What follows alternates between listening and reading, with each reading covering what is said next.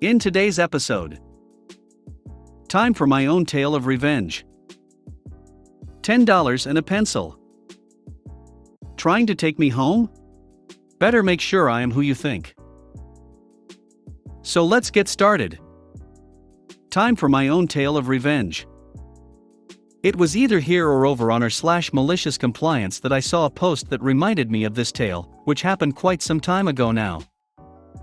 Apologies in advance for the long read. Many years ago, my now ex-wife and I decided to upgrade from the small single-story home we were in and find something with more space for us to spread out.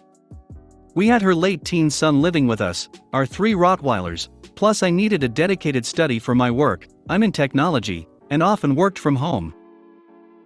After months of searching, we found our dream home. Beautiful 2-story 4-bedroom plus study, with huge amounts of space everywhere.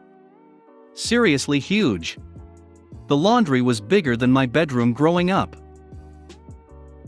The quality of everything was amazing: square set walls, no cornices, polished Tossie oak flooring, floor-to-high, ceiling windows in the living areas, and 2 walls comprising commercial-grade bistro doors that opened up an entire corner of the house onto the covered, outdoor entertaining area. The standard of the build was no surprise. This was a display home up until it landed on the market. We were to be the first people to live in it. I'm going to gloss over months of details and pain, but we had problems with the place from day 2. Literally. On night 2, the plumbing under the en-suite shower gave out and leaked through the kitchen ceiling underneath it. A couple weeks later, during a monster storm, 3 of the light fixtures upstairs started leaking water. A month later, we noticed rust starting to show through the rendering on the corners of the house. There were heaps of smallish, easy-to-fix problems, but the kicker was that the balcony adjoining the master bedroom, at the front of the house, actually started to sag down. To the point that it was unsafe to go out there, due to risk of collapse. We were mostly amenable and nice through most of this. The vendor, also the builder of course, was a small business, and we had no interest in making his life any more difficult than it already was for a small business owner. But conversely, we were pouring a lot of our hard-earned into the mortgage, and we wanted what we paid for. But for his own reasons, the builder just kept making it difficult to get things fixed. There was a seemingly endless list of excuses for not turning up at agreed times, a non-stop torrent of blame directed at his subcontractors, and just plain shitty behavior, like dodging our calls and not responding to our emails. Of course, we started proceedings with our state's Consumer Affairs Department. After all, we were entitled to a statutory 7-year warranty on a new home. But that process takes time throughout which we were forced to endure issues like water leaks, a dangerous balcony we couldn't use, and a whole host of other issues that meant we weren't enjoying our home.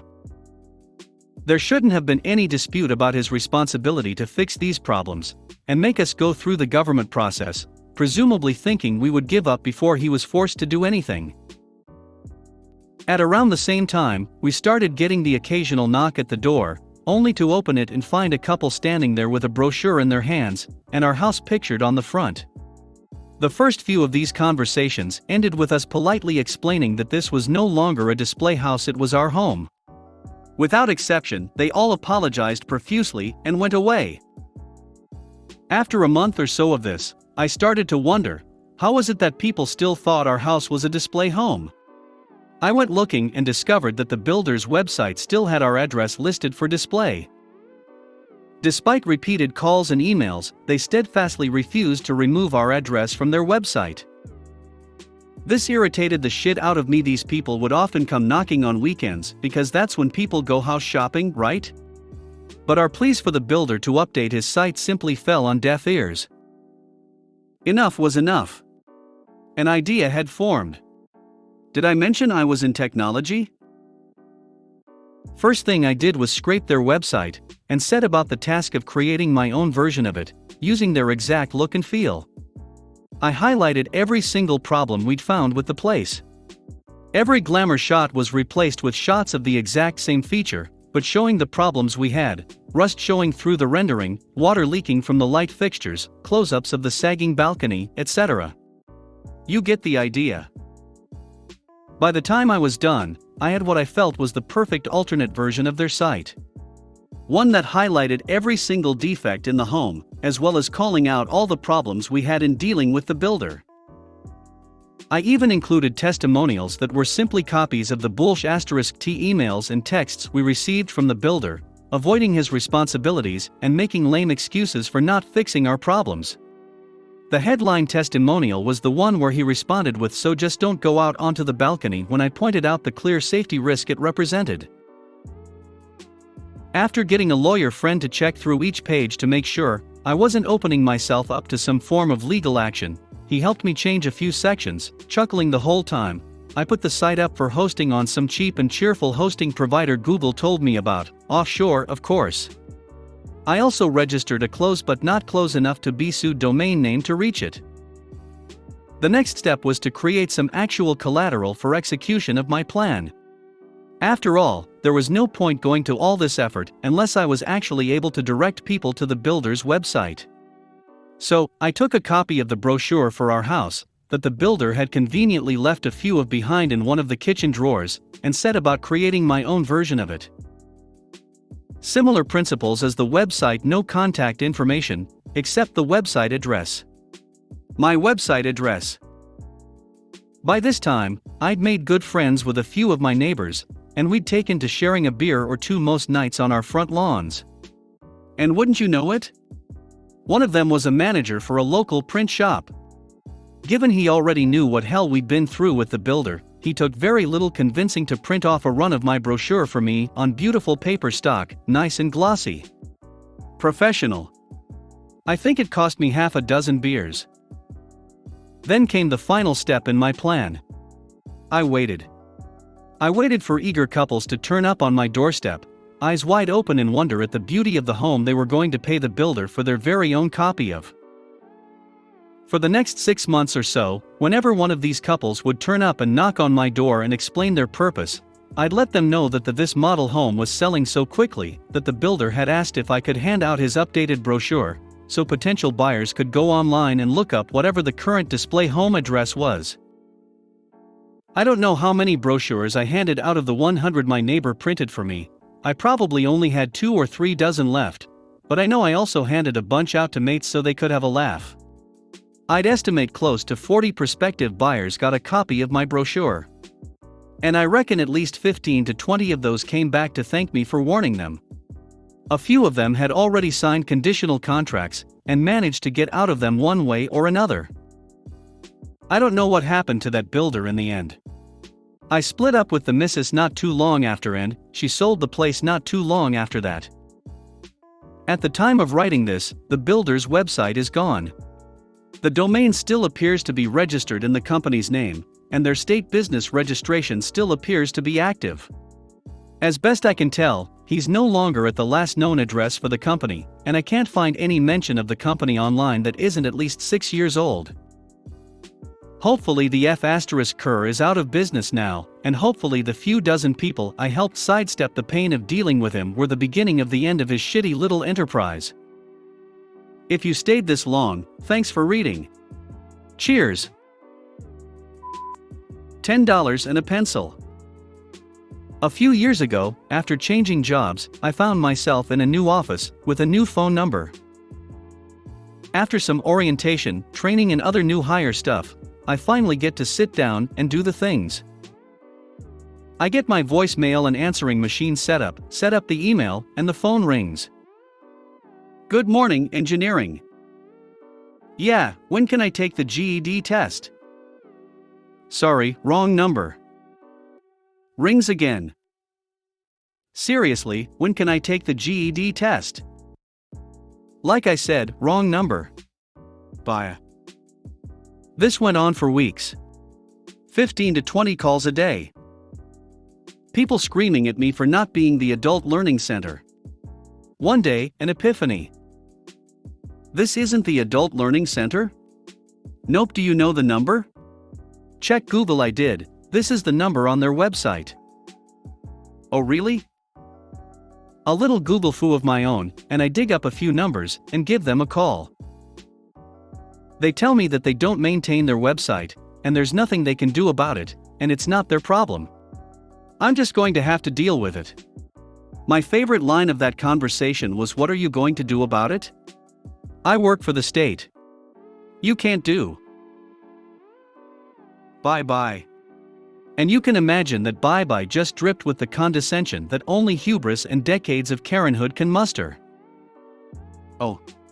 Hell. No. Let's dance. The next day. Good morning. When can I take the GED test? We give that on request, it takes about an hour and a half. Come on down. Oh, awesome. How much it? $10. Bring a pencil. We'll sharpen yours, but we can't supply them. Budget cuts, you know. Nah, I get it. See you in a bit. Take your time.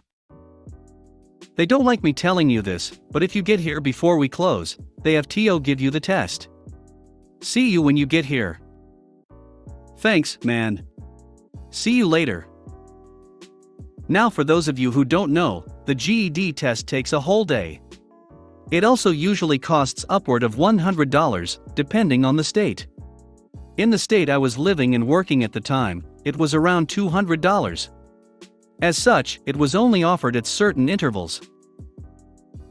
So, as I was telling dozens of people per day that it was $10, took 90 minutes, and offered on request, I'm sure that they were absolutely inundated with angry people with freshly sharpened number 2 pencils, waving their $10 bills, and demanding the test that the guy on the phone told them they could come and take.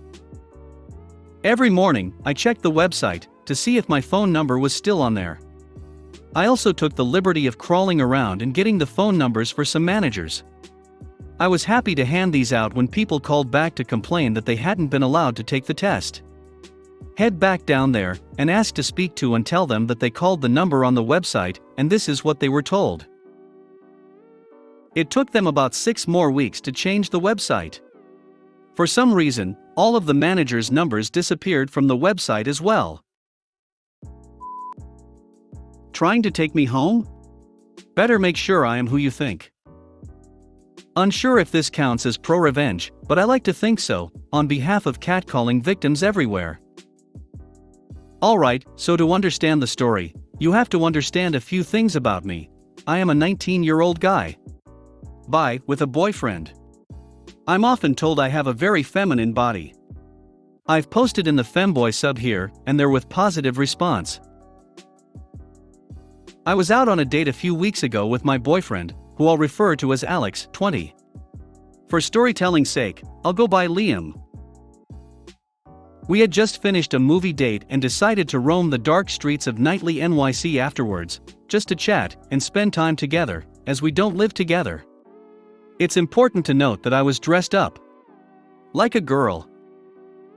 I'm talking a crop top and skirt, plus some thigh highs.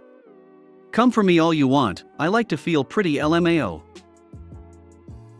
I was waiting outside the convenience store while Alex grabbed some snacks when a tall man, early 20s and dressed like your local dealer, walked up to me and tried to act sexy. I'll refer to him as Creep. Creep, what's up, baby? You know you shouldn't be out here so late, all alone. I said nothing.